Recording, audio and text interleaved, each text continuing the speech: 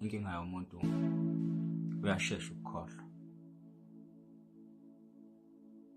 Sinokujezela amaqala namaphutha esawenza kudala esisokhohliwe. Sijezisa abantu esibathembile nesibathandayo. Sijezela ubuhlungu esabuzisa abantu ababesithanda ngeqiniso. Sinokuthwala izono zabazali bethu. Sinokuhlupheka sihlushekiswe izibelethe saphundla kuzona.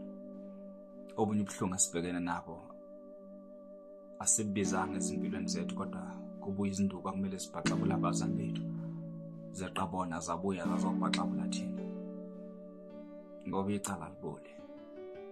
Kanesondo lajika kanjalo nenduku ziyabuya. Izinyembezi zomuntu azuweli phansi. Kunjalo-ke negazi lomuntu liyakhuluma. Ingakho ngithi bheka lapho unyathela khona. Zijwayeze ukungena lapho umenywe khona. Kubalekile ukukhuluma lapho kufunakala khona umbono wakho khona.